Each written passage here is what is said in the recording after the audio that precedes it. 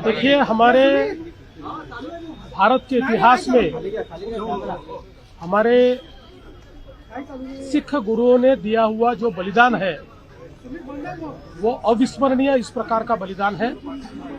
हम सभी जानते हैं कि गुरु तेग बहादुर जी हो या 10वें गुरु गोविंद सिंह जी हो, इनका बलिदान ये केवल अपनी कौम के लिए नहीं था, तो समूचे भारतवर्ष के संस्कार, संस्कृति, धर्म, भाषा सभी को बचाने के लिए ये बलिदान था।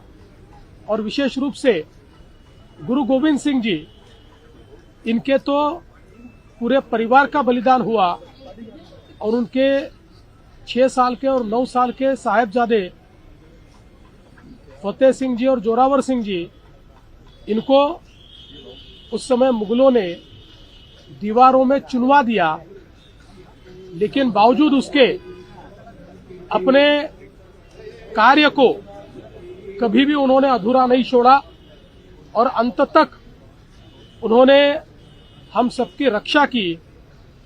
हमारे प्रधानमंत्री आदरणीय नरेंद्र मोदी जी ने ये फैसला किया कि ये जो भारत का इतिहास है, हमारी संस्कृति का जो इतिहास है, हमारे पूरे मानवता को बचाने का जो इतिहास है, इस इतिहास को हमारे आने वाली पीढ़ियां भूले नहीं, इस बलिदान को भूले नहीं।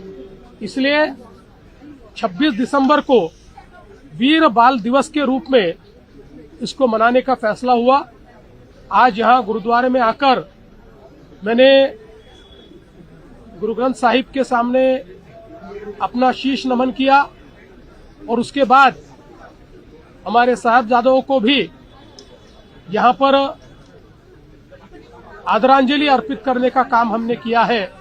और मुझे लगता है कि हम लोगों को ये इतिहास याद रखना होगा, क्योंकि वो थे इसलिए आज हम हैं। सीएम साहब, एक तो गुरु गोविंद सिंह जी ने एक खत लिखा था, जफरनामा, अभी भी उसकी मूल प्रति अपने हाथ से लिखी फारसी भाषा में औरंगजेब के नाम, और उसको आप लोग कुछ ऐतिहासिक तथ्य के तौर पर पेश करने वाले हैं, उसको पेश करने वाले। पहला सवाल तो मेरा ये होगा कि क्या रहेगा।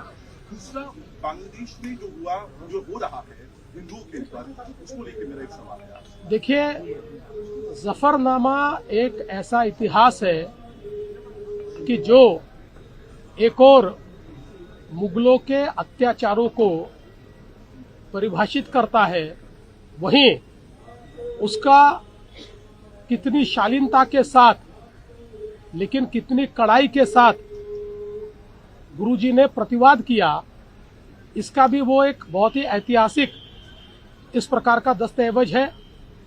और मुझे ऐसा लगता है कि निश्चित ही हमारे स्वर्णिम इतिहास को हमारे सामने लाने का काम उसके माध्यम से हो रहा है। जहां तक बांग्लादेश का सवाल है, बांग्लादेश के हिंदुओं के साथ हम खड़े हैं, पूरा देश खड़ा है। और मुझे लगता है कि अब अंतर्राष्ट्रीय समुदाय अगर इस बात पर चुप रहेगा तो वो लोग कितने सिलेक्टिव है, उनके लिए धर्मनिरपेक्षता, सेक्युलरिज्म ये कितनी सिलेक्टिव है, ये उसमें से ध्यान में आएगा। लेकिन मुझे विश्वास है कि हमारे प्रधानमंत्री जी के नेतृत्व में वहां के हिंदुओं को भी सुरक्षित रखने का काम हमारी सरकार करेगी। औरंगजेब की बात आपने कही, और मुगलों के क्रूर शासकों में से एक थे। उसी औरंगाबाद जो अब छत्रपति संभाजीनगर हो गया है, वहां पर एक मामू को लेकर के शिवसेना यूडीटी के भीतर जिस तरीके का विवाद पैदा हो गया है, उसे कैसे देखते हैं और कितनी तुष्टीकरण की राजनीति के आरोपी उसके बाद तुष्टीकरण की राजनीति? देखिए, उद्धव ठाकरे जी और उनकी सेना उबाठा, इसका असली चेहरा और चरित्र इस बात से सामने आया है, जिनको उन्होंने सत्ता के लालच में प्रवेश दिया है, देश विरोधी, धर्म विरोधी, मानवता विरोधी काम करने वालों को केवल मतों के तुष्टीकरण की नीति के लिए अगर वो साथ में लेंगे तो जनता ही इसका जवाब देगी।